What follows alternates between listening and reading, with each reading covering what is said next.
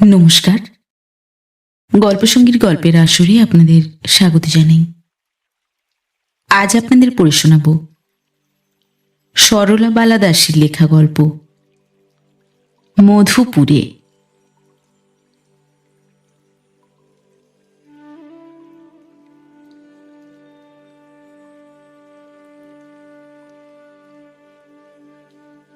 মধুপুরের সেই বাড়িটার কথা বোধহয় তোমার মনে আছে। এক কম্পাউন্ডের ভিতর ৪-৫খানা বাড়ি ছিল। তাহার ভিতর যে দুখানা খুব কাছাকাছি, তাহার একখানাতে তোমরা থাকিতে, আর একখানাতে আমরা থাকিতাম। বাড়ির সম্মুখেই ফুলের বাগান। সে বাগানে খুব বড় বড় গোলাপ ফুল ফুটিত। বাগানের ভিতর দিয়া একটা লাল কাঁকুড়ের রাস্তা আঁকিয়া বাঁকিয়া ঘুরিয়া সদর দরজা পর্যন্ত চলিয়া গিয়াছিল। তুমি আর আমি সেই বাগানে সমস্ত সকালবেলা, সমস্ত দুপুরবেলা কত ছোটাছুটি করিতাম, কত খেলা করিতাম। কোনো কোনো দিন ফুল তুলিয়া তোমাকে সুন্দর করিয়া সাজাইতাম, সাজাইয়া মায়ের কাছে আসিয়া দেখাইতাম। মা হাসিয়া বলিতেন, ঠিক যেন পরীদের মেয়ে। তখনকার তোমার সেই লজ্জা বিজড়িত সুন্দর মুখখানি যেন আমি এখনো চোখের উপর দেখিতে পাই। সেখানে সেই যে ৩ মাস, সে ৩ মাস কি আনন্দেই কাটিয়াছিল, কি আনন্দেই শীতকালের ছোট ছোট দিনগুলি ফুরাইয়া যাইত। সে কয়টি দিনের কথা আর এ জীবনে ভুলিতে পারিব না। তুমিও বোধহয় কখনো ভুলিতে পারিবে না। তবুও গত কথা তুলিতে ভালো লাগে বলিয়া আর একবার সেদিনের কথা স্মরণ করাইয়া দিলাম। তাহার কতদিন পরে আবার সেই মধুপুর। বাড়ির সম্মুখে যখন পালকি থামিল, দেখিয়াই চিনিতে পারিলাম এ যে সেই বাড়ি। সে বাড়ি কি আর ভুলিতে পারি? তখন মনে যে কি ভাব হইল তাহা তোমাকে কিছুতেই বুঝাইতে পারিব না। পালকি হইতে নামিয়া ধূলি পরিপূর্ণ বারান্দার ধারে দাঁড়াইয়া এক দৃষ্টে নিকটের সেই বাড়িখানি, সেই তোমাদের বাড়ি দেখিতে লাগিলাম। আমার তখন মনে হইতেছিল বুঝি তোমরা এখনো ওই বাড়িতেই আছো। আমাকে চুপ করিয়া দাঁড়াইয়া থাকিতে দেখিয়া আমার স্বামী আমার কাছে আসিয়া হাসিয়া বলিলেন, রেলগাড়ির ঝাঁকুনিতে বুঝি তোমার মাথা ঘুরছে? একদিনে রেলগাড়ি চড়বার স্বাদ কিছু কমেছে কি? এখন খুকিকে ধরো, ও ভারী কাঁদছে। আমার মোহভঙ্গ হইয়া গেল। দেখিলাম স্বামীর হাতে ক্যাশ বাক্স আর কোলে খুকি। দেখিয়া লজ্জিত হইয়া খুকিকে কোলে নিলাম। এ যাত্রায় কেবল আমরা 4 জন আসিয়াছিলাম। আমি, আমার স্বামী, আমার দিদি শাশুড়ি আর উষারানী। উষারানীকে পুরা একজন না ধরিলে 3.5 জন বলা যায়। দেশের চাকর বামুন কেহই আমাদের সঙ্গে আসে নাই। সেজন্য প্রথম দিন কত খুব অসুবিধায় পড়িতে হইয়াছিল। কলিকাতায় থাকিতেই খুকির ঝি ব্যারাম হইয়া দেশে চলিয়া গিয়াছিল। কিন্তু এখানে আসিয়া উষা 2-3 দিনের ভেতরেই নূতন চাকরদের সঙ্গে এমন ভাব করিয়া লইল যেন তাহারা কত দিনের চেনা। তাহা হইলে কি হয়? উনি তো নূতন চাকরের কাছে খুকিকে রাখিয়া কিছুতেই নিশ্চিন্ত থাকিতে পারিবেন না। দিনের ভিতর কতবার খুকির খোঁজ লইতে আসিতেন। আমি একদিন ভাবিতাম এই খোঁজ নেওয়ার সংখ্যাটা গুনিয়া খাতায় টুকিয়া রাখিব। তাহার এই রকম অতি সাবধানতার জন্য আমি কত যে আমোদ করিতাম। আবার মাঝে মাঝে বিরক্তও হইতাম। বলিতাম, তোমার সবই বাড়াবাড়ি। শুনিয়া তিনি কেবল হাসিতেন। খুকির হাতে 2 গাছি বালা ছিল। সে বালা 2 গাছি যে কয়দিন হাতে ছিল, সে কয়দিন তাহার তাড়নায় আমার আহার নিদ্রা রহিত হইয়া আসিয়াছিল। সুন্দর গোল গোল হাতে বালা দুগাছি এমন মানাইতো, কিন্তু তা হইলে কি হয়, খুলিয়া বাক্সে তুলিয়া রাখিয়া তবে প্রাণ বাঁচিল। মধুপুরে প্রথম প্রথম একটু অসুবিধা হইলেও শেষকালে বেশ ভালো লাগিয়ে গিয়াছিল। দিদিমার যে কেমন শুচিবাই তাহা তো তুমি জানোই। তিনি আমাদের এদিকে বড় একটা আসিতেন না। মালা হাতে লইয়া তাহার কোণের ঘরটিতেই সদা সর্বদা থাকিতেন। একজন বামুন ছিল, সে কেবল দিদিমার রাঁধিবার জল তুলিয়া দিত। আমি তাহাকে রাঁধিতে দিতাম না, নিজেই রাঁধিতাম। কে সেই ময়লা কাপড় পরা ভূতের মতো নোংরা হিন্দুস্থানি বামুনের হাতের রান্না খাইবে? তাছাড়া আমার স্বামী নিজে যে কাজের লোক, কাজ ভিন্ন এক মুহূর্ত থাকিতে ভালোবাসিতেন না। আমি শুধু আলসেমি করিয়া কোন লজ্জায় দিন কাটাইব? তিনি এক একদিন বলিতেন, খুকিকে নিয়ে তোমার রাঁধতে কষ্ট হয়, কাজ কি? এখানে তো রাঁধতে আসনি, বেড়াতেই এসেছ। যদি রান্নাঘরেই দিন কাটাবে তবে বেড়াবে কখন? আমি বলিতাম, আমার মাঠে হাওয়া খাওয়ার চেয়ে রান্নাঘরে ধোঁয়া খাওয়াই ভালো লাগে। কলকাতায় গিয়ে তো আর এমন করে রাঁধতে পাবো না। তিনি আমার কথা শুনিয়া যে খুব প্রফুল্ল হইতেন তাহা তাহার মুখ দেখিয়াই বুঝিতে পারিতাম। তিনি খাইতে খাইতে বলিতেন, এ তরকারিটা এমন সুন্দর হয়েছে, এ মোচার ঘন্ট তো জন্মেও ভুলতে পারবো না। তুমি এমন রাঁধতে শিখলে কোথায় বলো দেখি? ইত্যাদি। তার সে সমস্ত কথা শুনিয়া আমার যে কি আনন্দ হইত তাহা প্রকাশ করা যায় না। লজ্জায় ও আনন্দে আমার মন অভিভূত করিয়া তুলিত। মনে মনে ভাবিতাম, এই আনন্দের স্বাদ পাইয়াই সেকালে মেয়েরা অক্লান্তভাবে অত বড় বড় যজ্ঞের রান্নাও রাঁধিতে পারিতেন। কিন্তু এখন আমরা নিজের দোষেই সে সৌভাগ্য হারাইতে বসিয়াছি। তোমরা যে বাড়িতে ছিলে সেই বাড়িতে একজন ভাড়াটিয়া আসিয়াছিলেন। তাহারা জাতিতে ব্রাহ্মণ, বৃদ্ধ কর্তা এবং বৃদ্ধা গৃহিণী, তাহাদের পুত্র ও পুত্রবধূ, আর একটি নাতি, এই তাহাদের পরিবার। বউটির বয়স 14-15 বৎসরের বেশি হইবে না, কিন্তু তারই কোলে একটি 1.5 বছরের ছেলে। কর্তা 25টি টাকা পেনশন পান। ছেলে কোন সওদাগরি অফিসে কাজ করেন। তাহাদের অবস্থা তেমন ভালো নয়, কিন্তু ছেলের অসুখ, কাজেই তাহারা ঋণ করিয়াও মধুপুরে বায়ু পরিবর্তন করিতে আসিয়াছেন। আমি এক একদিন দুপুরবেলায় তাহাদের বাড়িতে বেড়াইতে যাইতাম। বউটি তো আমাকে দেখিয়া এক গলা ঘোমটা টানিয়া দিত। অগত্যা গিন্নির সঙ্গেই আমার বন্ধুত্ব হইল। গিন্নি ভারী সাদাসিধে ও ভালো মানুষ। আমার কাছে বসিয়া তিনি সংসারের অনেক সুখ দুঃখের গল্প করিতেন। কিছুদিন পূর্বে গিন্নির কন্যার মৃত্যু হইয়াছিল। তাহার কথা বলিয়া সময় সময় অনেক কাঁদিতেন, আর আমাকে বলিতেন, মা, তোমাকে পেয়ে আমার মনে হচ্ছে যেন অনুপমাকেই ফিরে পেয়েছি। গিন্নি বেশ হাসি খুশি ভালোবাসিতেন, আর আমোদে স্বভাবের লোক ছিলেন। কিন্তু যেদিন ছেলের জ্বর বেশি হইত সেই দিন তাহার মুখখানি বিষণ্ণ হইয়া যাইত।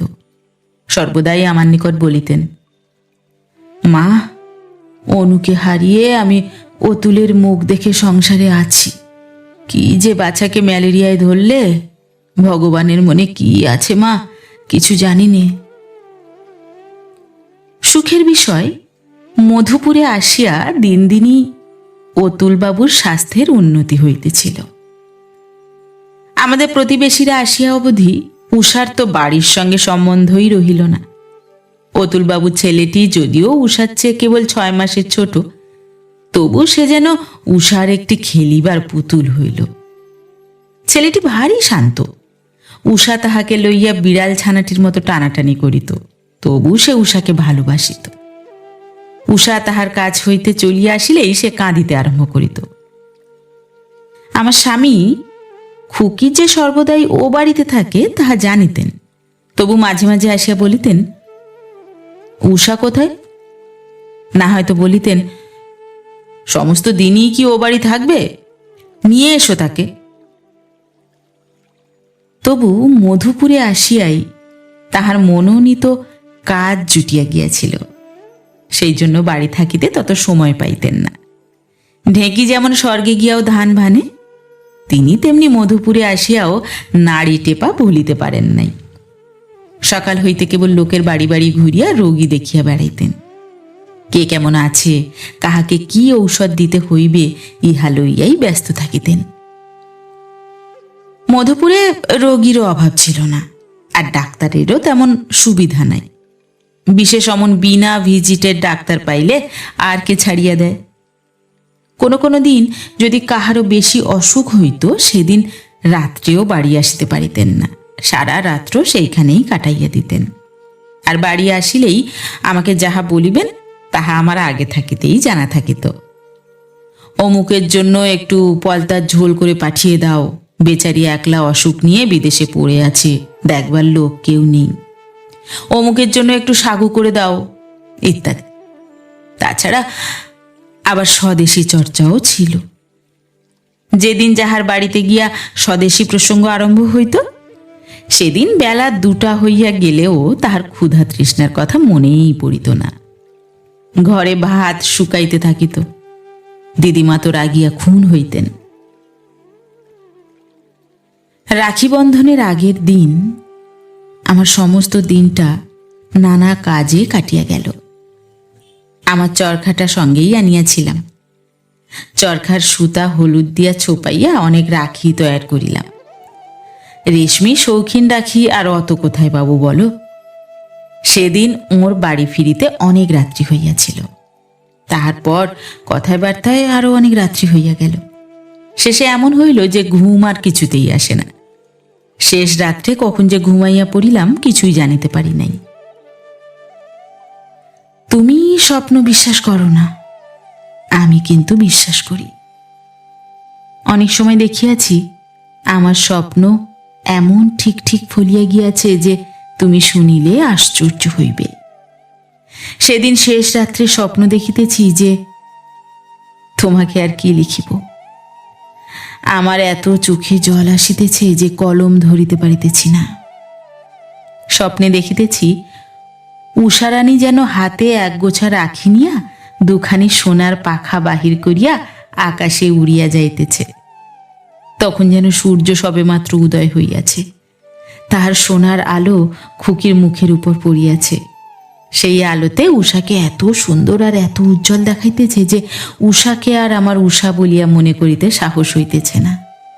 আমি এক দৃষ্টে তাহার দিকে চাহিয়া কেমন করিয়া তাহাকে ধরিয়া আনিব তাহাই ভাবিতেছি। খুকি যেন আমার দিকে ফিরিয়া হাসিতে হাসিতে আধো আধো স্বরে বলিল, মা, রাখি বাঁধতে যাচ্ছি। অমনি কোথা হইতে আমার কানে একটা গম্ভীর স্বর আসিল, পৃথিবীর সহিত স্বর্গের রাখি বন্ধন।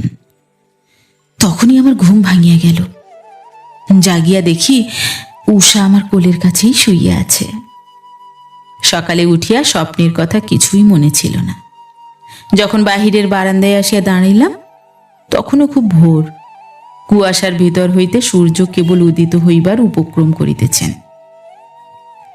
আমাদের মনে হইতেছিল যে আমাদের দেশের অবস্থাও এখন এইরূপ, কিন্তু ক্রমে সূর্য যখন সম্পূর্ণরূপে উদিত হইবে তখন দেশ যে কি গৌরবের দীপ্তিতে আলোকিত হইয়া উঠিবে।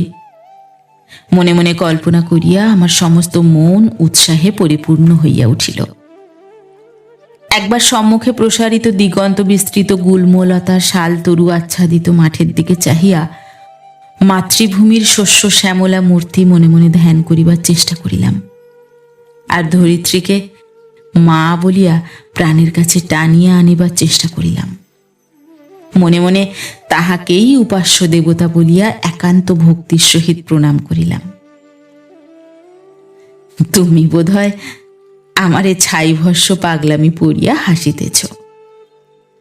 6 মাসের পর তোমার সঙ্গে এই সম্ভাষণ।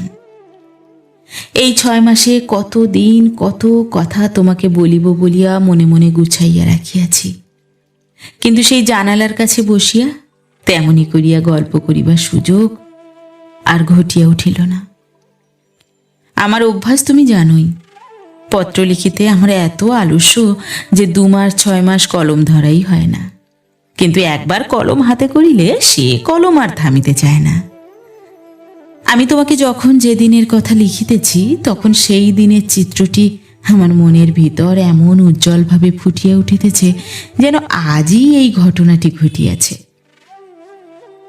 বারান্দার এপাশে আসিয়া দেখি উনি উষাকে নিয়ে বাহিরে আসিতেছেন। উষার ছোট হাতে এক গাছি রাখি বাঁধিয়া দিয়াছেন। আমাকে দেখিয়াই বলিলেন, এসো এসো, একটি ছোট্ট স্বদেশী মানুষ দেখে যাও। দিদিমাও সেই সময় ঘর হইতে বাহির হইলেন। তখনও দিদিমা স্নান হয় নাই, কাজেই সে সময় আমাদের সঙ্গে আত্মীয়তা করিতে তাহার কোনো ভয়ের কারণ ছিল না। দিদিমাকে দেখিয়া উষা ছুটিয়া তাহার কাছে গেল। দিদিমা তাহাকে কোলে করিয়াই বলিলেন, এ কি, খুকির যে গা গরম হয়েছে। দিদিমা এ সমস্ত এত ভালো বুঝিতে পারিতেন যে ডাক্তার কবিরাজেরাও তাহার নিকট হার মানিত। গা গরম হয়েছে শুনিয়া উনি আসিয়া উষার হাত দেখিয়া বলিলেন, তাই তো, জ্বরই তো হয়েছে। সেই সময় আমাদের বাড়িতে একটি কুষ্ঠরোগী ভিক্ষা করিতে আসিয়াছিল। সে বোধহয় ডাকাডাকি করিয়াছিল, কেহ শুনিতে পায় নাই। তাই সে আস্তে আস্তে ফটক পার হইয়া ফুলবাগানের ভিতর আসিয়া তাহার ভাঙা ভাঙা করুণ স্বরে সবেমাত্র এ মাইজি বলিয়া সুর ধরিয়াছে। আর উনি এমন রাগিয়া ও চিৎকার করিয়া, যাও যাও, আবি বাহার যাও বলিয়া ধমক দিয়ে উঠিলেন যে আমি একেবারে আশ্চর্য হইয়া গেলাম। আমি উহাকে এত রাগ করিতে কখনো দেখিয়াছি বলিয়া মনে হয় না। ডাক্তারি বুদ্ধির সাবধানতার জন্য কুষ্ঠরোগী বাড়ির ভেতর আসিলে বিরক্ত হইতেন, কিন্তু তাহাদের উপর খুব মায়াও ছিল। আমার মনটা বড়ই ম্লান হইয়া গেল। আজিকার দিনে, যেদিন ভাই ভাই বলিয়া সকলকে মিলন বন্ধনে বাঁধিব, সেই দিনে এমন সুন্দর প্রভাতে ও বেচারিকে অমন করিয়া তাড়াইয়া দেওয়া আমার কিছুতেই ভালো লাগিল না। কেন, ও কি আমাদের ভাই নয়? আমি একটু ভয়ে ভয়ে স্বামীর মুখের দিকে চাহিয়া দেখিলাম। তিনি অন্যমনস্ক হইয়া কি যেন গভীর চিন্তায় মগ্ন রহিয়াছেন। তখন আস্তে আস্তে বলিলাম, ওকে 2টি চাল দিয়ে আসুক বেচারি। এইটুকু বলিতেই দিদিমা চটিয়া উঠিয়া বলিলেন, হ্যাঁ, চাল দিয়ে আসুক। তোমাদের যেমন হয়েছে, কিছুই মানবিজ নেই। সকাল বেলায় বাসি কাপড়ে না নাওয়া না ধোয়া এখনই ভিক্ষে দিয়ে আসুক। মা লক্ষ্মী এত অনাচার সইতে পারেন না, আর মেয়েটার জ্বর হয়েছে সেদিকে একটু নজর নেই। বাড়িতে অসুখ হলে কি ভিক্ষে দিতে আছে? আমি চুপি চুপি ঘরের ভিতর গিয়া গুটিকতক পয়সা নিয়ে আসিলাম। দিদিমার নজর সব দিকেই পড়ে, কিন্তু সৌভাগ্যক্রমে তিনি এ সময় কথাবার্তায় অন্যমনস্ক ছিলেন বলিয়া আমার চুরি ধরিতে পারিলেন না। তখন আস্তে আস্তে রান্নাঘরে আসিয়া পাড়েকে বলিলাম, পাড়ে, সেই ভিখারিকে পয়সা দিয়ে এসো তো। কিন্তু সে ধমক খাইয়া তখনই চলিয়া গিয়াছে। পাড়ে আর তাহাকে দেখিতে পাইল না। আমি ফিরিয়া আসিলে স্বামী বলিলেন, উষাকে দেখো গিয়া, সে যেন আজ ঘরের বাহিরে না যায় বলিয়া বাহিরের দিকে চলিয়া গেলেন। আবার একটু পরেই ফিরিয়া আসিয়া বলিলেন, বৈদ্যনাথে কি ডাক্তার আনতে লোক পাঠাবো? সিধু আমাদের ঘর শূন্য করিয়া চলিয়া যাইবার পর হইতে উষার একটু কিছু অসুখ হইলেই উনি ভয়ানক ব্যস্ত হইয়া উঠিতেন। আমি বলিলাম, কেবল একটু গা গরম হয়েছে, সেই জন্য এত ব্যস্ত হয়েছ কেন? নিজেই তো একটা ওষুধ দিতে পারো। আমার কথায় তিনি কোনো উত্তর না দিয়া বাহিরে চলিয়া গেলেন। তাহার ভাব দেখিয়া তিনি আমার কথা শুনিতে পাইয়াছেন বলিয়া বোধ হইল না। সেদিন বাড়িতে রন্ধনের ব্যাপার ছিল না, সেজন্য সকলেরই একরকম ছুটি। আমি ঘরের ভিতর বসিয়া উষার সঙ্গে খেলা করিয়া তাহাকে একটু খুশি করিবার চেষ্টা করিতেছিলাম। কিন্তু সে ঘুমাইয়া পড়িল দেখিয়া আস্তে আস্তে তাহাকে শোয়াইয়া দিয়া তাহার মাথার নিকটে জানালার পাশে আসিয়া বসিলাম। পথ দিয়া একদল স্বদেশী সংকীর্তনে যাইতেছিল। বন্দে মাতরং ধ্বনি শুনিয়া আমি তাড়াতাড়ি উঠিয়া জানালার নিকট গিয়া দাঁড়াইলাম। দিদিমা অন্যদিন স্নানের পরে আর আমাদের ঘরে আসেন না। আজ পূজা আহ্নিক শেষ করিয়া মালা হাতে করিয়া ঘরের দুয়ারে আসিয়া দাঁড়াইলেন এবং জিজ্ঞাসা করিলেন, খুকি কেমন আছে? আমি খুকির মাথায় হাত দিয়া দেখিলাম জ্বর কিছু বাড়ি আছে। অন্য লোকের বেলায় বাড়াবাড়ি বলি আর যাহাই বলি, আমার নিজের মনটাও অত্যন্ত খারাপ হইয়া গেল।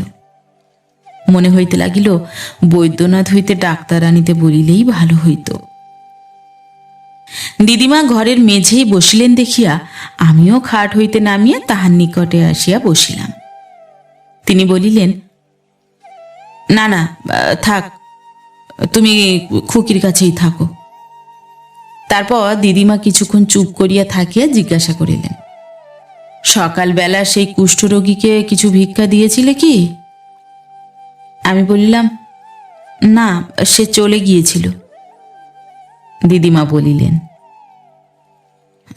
আজ আমি পুজোর সময় ধ্যান করতে বসে যতই ঠাকুরের মূর্তি ধ্যান করে মনে মনে তাকে পঞ্চব্যঞ্জন অন্ন ভোগ দিতে চাই, কেবলই দেখতে পাই কতকগুলি আতুর, অন্ধ ও কুষ্ঠরোগী সারি সারি পাত নিয়ে বসেছে।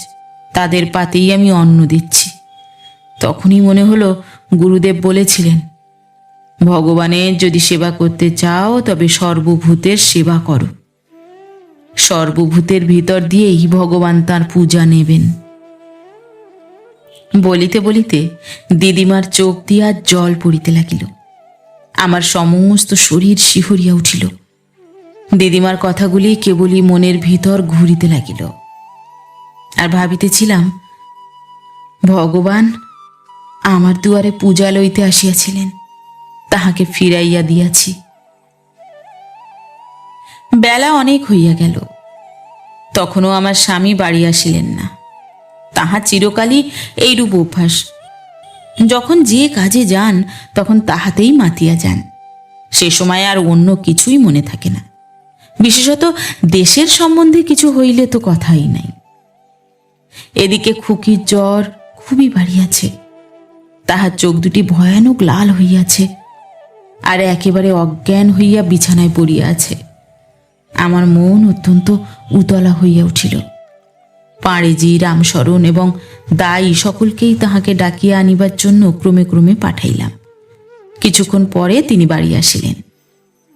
আসিয়াই প্রথমে উষা কেমন আছে জিজ্ঞাসা করিলেন। আমি তাহার সে কথার কোনো উত্তর না দিয়া তাহার জন্য খাবার নিয়ে আসিলাম, কিন্তু তিনি ততক্ষণে খুকির কাছে চলিয়া গিয়াছেন। সন্ধ্যার সময় হইতে উষা অতিশয় অস্থির হইয়া উঠিল। কোনো মতে বিছানায় থাকিতে চাহে না। জ্বরের উত্তাপে তাহার মুখখানি সিঁদুরের মতো লাল হইয়া উঠিয়াছে। তাহার যে কি অসহ্য যন্ত্রণা হইতেছে তাহা তাহার মুখ দেখিলেই বোঝা যায়। আমি ব্যাকুল হইয়া তাহাকে জিজ্ঞাসা করিলাম, ডাক্তার কি আনিতে পাঠাইয়াছ? তিনি কেবল বলিলেন, হ্যাঁ। তাহার পর এক মনে খুকির মাথায় বরফ দিতে লাগিলেন। আর একবার আমার দিকে চাহিয়া বলিলেন, এখানকার ডাক্তার শিমুলতলাতে গিয়াছেন। বৈদ্যনাথে ডাক্তারের জন্য টেলিগ্রাম করিয়াছি। রাত্রি 11টা বাজিয়া গেল। ডাক্তার তখনও আসিয়া পৌঁছিলেন না। উষা সেইরূপ ক্রমাগত ছটফট করিতেছে। দিদিমা ঘরের একপাশে বসিয়া মালা জপ করিতেছেন, আর 5 মিনিট অন্তর একবার উঠিয়া আসিয়া জিজ্ঞাসা করিতেছেন, জ্বর কি একটু কমল? আমার মনে হইতেছিল যেন অন্ধকার রাত্রে একাকী অকুল সমুদ্রে ভাসিতেছি। একবার ভাবিতেছিলাম, কেন মধুপুরে এলাম? এই সময় বাহির হইতে বাবু বাবু আহ্বান শুনিয়া, ডাক্তার আসিয়াছেন বলিয়া উনি তাড়াতাড়ি উঠিয়া দুয়ার খুলিলেন। দুয়ার খুলিতেই দেখিলাম আমাদের পাশের বাড়ির গিন্নি আসিয়াছেন। তিনি আমার স্বামীকে দেখিয়া কাঁদিয়া উঠিয়া বলিলেন, বাবা, একবার শীঘ্র এসো, বুঝি বিদেশে আমাদের সর্বনাশ হয়। অতুল দুবার ভেদ হয়ে কেমন হয়ে পড়েছে। গিন্নি আমার স্বামীর সম্মুখে বাহির হইতেন না, কিন্তু আজ বিপদের দিনে আর তাহার লজ্জা নাই। আমার স্বামী খাটের নিচে নামিয়া দাঁড়াইলেন এবং আমার মুখের দিকে চাহিয়া অর্ধস্ফুট স্বরে বলিলেন, যাই। আমি মনের সমস্ত বল একত্র করিয়া বলিলাম, যাও। সে যে কি ভয়ানক রাত্রি, তাহা আমি নিজেই মনে মনে ধারণা করিতে পারি না। অন্যকে কেমন করিয়া বুঝাইব। ঘর নিস্তব্ধ। এক পার্শ্বে বসিয়া দিদিমা মালা হাতে ঢুলিতেছেন। দাই দুয়ারের নিকটে দেয়ালে ঠেস দিয়া ঘুমাইতেছে। আর কেবল ঘড়ির টিকটিক শব্দ সেই নিস্তব্ধতাকে দ্বিগুণ নিস্তব্ধ করিয়া তুলিতেছে। উষা একটু শান্ত হইয়াছে।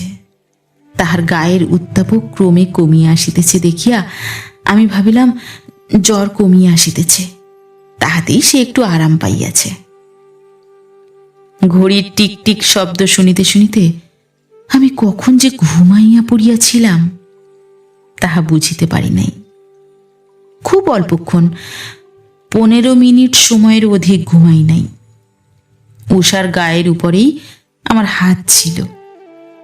জাগিয়াই দেখিলাম গা অতিশয় ঠান্ডা, বরফের মতো ঠান্ডা। ওহ, মা হইয়া যে আমি কি করিয়া লিখিতেছি জানি না। দুয়ারে ধাক্কা পড়াতে দাই উঠিয়া তাড়াতাড়ি দুয়ার খুলিয়া দিল। আমার স্বামী ঘরে ঢুকিয়াই বলিলেন, ডাক্তার আসিয়াছেন। কিন্তু তখন আমার কি যে হইয়াছে, কি যে হইতেছে, কি যে হইবে, কিছুই অনুভব করিবার ক্ষমতা ছিল না। কেবল এইমাত্র মনে আছে যেন জিজ্ঞাসা করিয়াছিলাম, অতুলবাবু কেমন আছেন? আর ভালো আছেন, এই উত্তরটি মাত্র শুনিয়াছিলাম। পরদিন সেই শয়ন গৃহেই সেই খাটের উপর শুইয়াছিলাম। আজ আমার কোলের কাছে কেহই নাই। মাথার কাছে গোলাপ ফুলের গাছে কত গোলাপ ফুটিয়াছে, জানালার ভিতর দিয়া দেখা যাইতেছে। তাহারা যেন উষার সেই কচি মুখের হাসি চুরি করিয়া স্বর্গের দিকে চাহিয়া হাসিতেছে। কাল উষা এমনই সকালবেলায় এই খাটের উপর বসিয়া পুতুল নিয়া খেলা করিয়াছিল। আজ আমার উষা কই? সেই হাসি মাখা দুষ্টামি ভরা বড় বড় চোখ, সেই গোলাপি গাল দুখানি, সেই রাঙা ঠোঁট, সেই ছোট কচি হাত দুখানি কোথায় গেল? আর আমি সেই হাসি মাখা মুখ দেখিতে পাইব না।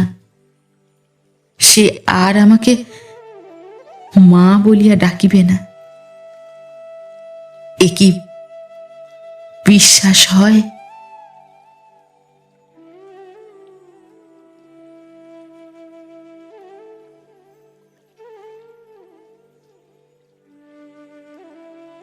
নমস্কার।